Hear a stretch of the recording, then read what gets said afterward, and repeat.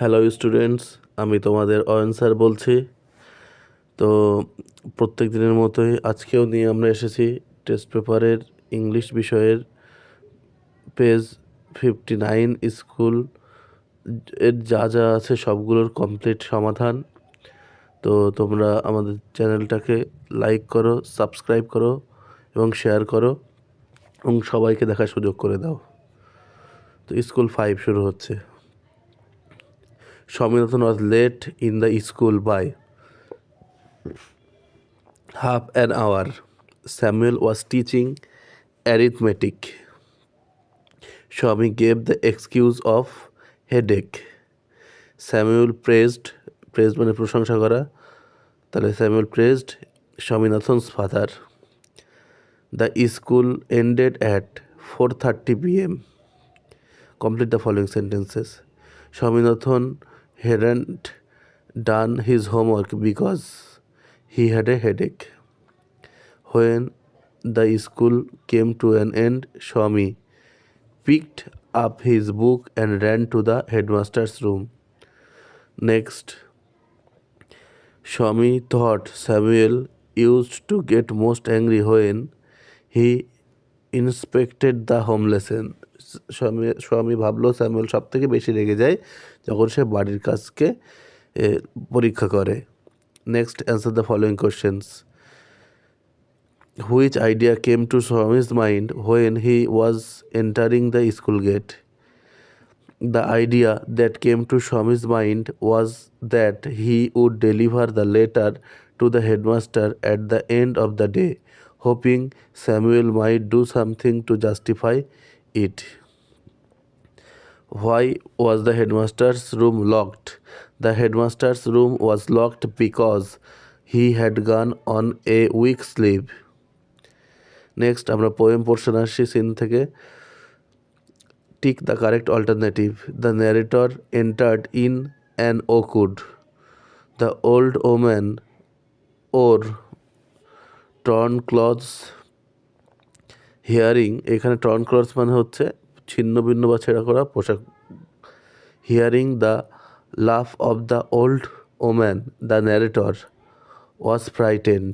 Next, the narrator's own true family members are the trees. Next, answer the following questions.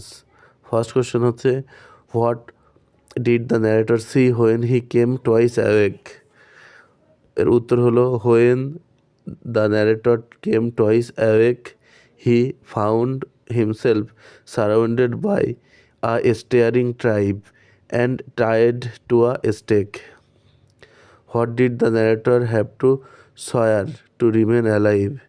The narrator had to swear that whenever he saw an oak tree being cut down, he would plant 2 oak trees. তারপর দেখো unseen passage. আমি unseen প্যাসেজের তোমাদের সিনোনিমগুলো প্যাসেজের মধ্যেই দিয়ে দিয়েছি, এটা তোমরা দেখতে থাকবে। এবং সেই সঙ্গে মেন শব্দগুলো দেওয়া আছে সেই ব্র্যাকেটে, এবং সেই সঙ্গে আনসিনের বাংলাও দেওয়া আছে। তোমরা একটা করে লাইন বাংলা পড়বে আর একটা লাইন ইংরাজি পড়বে এবং তারপরে বাংলা পড়বে। আনসিনটা তাহলে পুরো বুঝতে পারবে।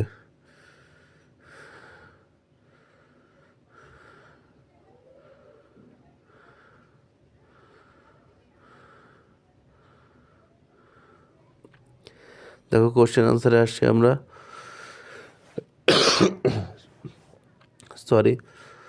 Neeraj Chopra is an Indian javelin thrower. Next, in Doha Diamond League, he threw 90.23 meter. Julian Weber is a German javelin thrower. The javelin thrower who came first was Julian Weber. At Stockholm, the highest distance thrown by Neeraj 90 meter. Next বলছে, sorry এটা 90 metre না, এটা হবে 89.94 metre. Next, Neeraj Chopra won Olympic medals 2 times. Next true false দেখো, প্রথমটা true হবে, তার supporting statement. Chopra has recently appointed Zelezny of the Czech Republic as his coach, replacing Dr. Klaus Bottanage. Next, false এর supporting statement হলো this made him the first Indian javelin thrower to cross 90 metre mark. Next, true হবে hurled his javelin to a stunning distance of 90.23 অর্থাৎ 23 metres on his third attempt. আচ্ছা, next question answer, what was Neeraj Chopra's existing record before Doha Diamond League? Doha Diamond লিগের আগে নীরজ চোপড়ার কী কী record ছিল? দেখো, his previous record was 89.94 metre set in June 2022 at Stockholm. Describe the first three throws of Neeraj Chopra in the Doha Diamond League.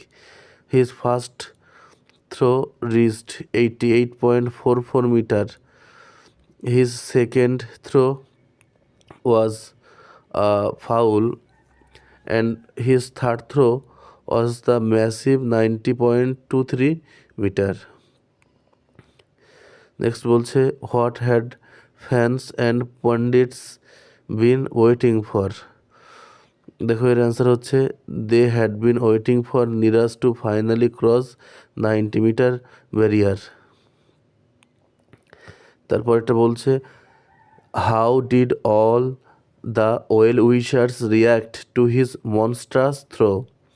দেখো, a roar erupted from the crowd and the throw created huge excitement across the social media and sports circle. Next, grammar portion, grammar and vocabulary. Fill in the blanks with correct alternatives. The mishap occurred at the place. তাহলে প্রথমটা হবে occurred, which is generally considered. তারপরটা হবে is এবং তারপরটা হবে considered. এখানে প্রথমটা অকার্ড, কারণ প্রথমটা অতীতের ঘটনা বোঝাচ্ছে, তাই পাস্ট ইনডিফিনাইট করা হয়েছে। পাস্ট ইনডিফিনাইটের অর্ডারটা সাবজেক্ট প্লাস V2, এই V2 মানে পাস্ট ফর্ম। তারপরে দেখো, ইজ কনসিডার্ড, প্রেজেন্ট ইনডিফিনাইটের প্যাসিভ করা হয়েছে। প্রেজেন্ট ইনডিফিনাইটের প্যাসিভ করার কারণ হচ্ছে জেনারেলি আছে, জেনারেলি, ইউজুয়ালি এইগুলো থাকলে আমরা প্রেজেন্ট ইনডিফিনাইট করি, সেই জন্য। Next, fill in the blanks with article prepositions. Once upon a time দেয়ার ওয়াজ এ বয়, প্রথমে যেহেতু অনির্দিষ্ট ইনডিফিনাইট তাই এ বসানো হচ্ছে। Next, who dreamed of making a great building? তাহলে এখানে দেখো, ড্রিমডের পরে অ্যাপ্রোপ্রিয়েট প্রিপোজিশন বসে অফ, সেই জন্য অফ বসানো হলো। তাহলে he was a friend of a blind man whose ambition in life, জীবনে। এবং আমি তোমাদের বলে দিচ্ছি, এরকম যদি এ বিভক্তি থাকে সেই জন্য সেখানে ইন প্রিপোজিশন আসে। তারপরে আছে দেখো, he reads only Bengali books, এটা নেগেটিভ সেন্টেন্স করতে বলছে। তাহলে নেগেটিভ সেন্টেন্স কি হচ্ছে? He reads no other books except Bengali books, এটা এর নেগেটিভ সেন্টেন্স হলো। তারপরে the teacher said to the boy why were you hit by the stranger, narration change, তাহলে এটা ইন্টারোগেটিভ সেন্টেন্সের ন্যারেশন চেঞ্জ। ন্যারেশনে ইন্টারোগেটিভ সেন্টেন্স দুই প্রকার, টেন্সের ইন্টারোগেটিভ, WH কোশ্চেনের ইন্টারোগেটিভ। এটা দেখো আছে WH কোশ্চেনের ইন্টারোগেটিভ। এর টিপস হলো সেট টু সমান আস্কড অথবা ওয়ান্টেড টু নো, লিঙ্কার হবে WH ওয়ার্ড। এবং থার্ড নাম্বার টিপস হলো টেন্সের পরিবর্তন হবে যদি রিপোর্টিং ভার্বটি পাস্ট টেন্সে থাকে, এবং হ্যাবোধক বাক্যে রূপান্তরিত হবে। ন্যারেশন চেঞ্জ করলে কিন্তু তখন আর ইন্টারোগেটিভ সেন্টেন্স থাকবে না। তাহলে দেখো কি হচ্ছে, the teacher asked the boy why he had been hit by the stranger, এই ওয়ার ইউ হিট এটা ছিল পাস্ট ইনডিফিনাইট ছিল, এটাকে কিন্তু হ্যাড বিন হিট করা হলো। নেক্সট, হি স্ক্রিমড এনজয়, এটাকে অ্যাডভার্ব, মানে এই যে কোশ্চেনগুলো এটা interchange of parts of speech. তাহলে সরি, আমি এখানে ভুল জায়গায় আন্ডারলাইন করেছিলাম, আন্ডারলাইনটা হবে জয়ের তলায়, তো জয়টাকে অ্যাডভার্ব করতে হবে। তাহলে দেখো, জয়ের অ্যাডভার্ব হচ্ছে জয়ফুলি, তাহলে আমরা কিছু শুধু জয়ফুলি লিখলেই হবে না, কীভাবে সাজানো হলো, হি জয়ফুলি স্ক্রিমড, উত্তরটা সঠিক হয়ে গেল। নেক্সট, প্রথম ফেজাল ভার্ব হলো টার্ন ডাউন, যার মানে হচ্ছে রিজেক্ট। তারপরটা হলো রান আফটার, যেটা হলো চেজ। আর তারপরটা হচ্ছে গেভ ইন, মানে সারেন্ডার। আচ্ছা, নেক্সট দেখো সিনোনিমগুলো দিয়ে দিয়েছি এবং তোমাদের সুবিধার্থে দেখো একটা করে বাড়তি ভোকাবুলারির একটা করে বাড়তি সিনোনিম দিয়েছি। দেখো এনর্মাস হবে মনস্ট্রাস, যার মানে হলো বিশাল বা বিরাট, আর সিনোনিম হচ্ছে জাইগান্টিক। নেক্সট হচ্ছে এক্সেলেন্ট, যেটা হবে এস্টেলার, এক্সেলেন্ট হবে এস্টেলার, যার মানে হলো চমৎকার বা অসাধারণ, এবং তার একটা আমি বাড়তি সিনোনিম দিয়ে দিয়েছি আউটস্ট্যান্ডিং। তারপরে আছে এক্সপ্লোডেড, এক্সপ্লোডেড হবে এরাপ্টেড, এরাপ্টেড। আচ্ছা, যার মানে হলো বিস্ফোরিত হওয়া বা ফেটে যাওয়া, যার সিনোনিম হচ্ছে বার্স্ট। নেক্সট থ্রিউ হবে হার্ল্ড, যার মানে নিক্ষেপ করা বা ছুঁড়ে ফেলা, এর সিনোনিম হলো টসড। আচ্ছা, তারপরে দেখো রাইটিং স্কিল আছে তোমাদের জন্য, রাইটিং স্কিলটা দিয়ে দিলাম a gift from the heart.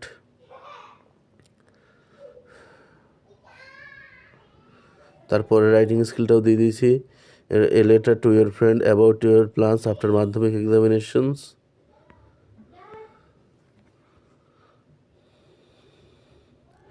তারপরে দিয়েছি দেখো আই চেক আপ ক্যাম্প।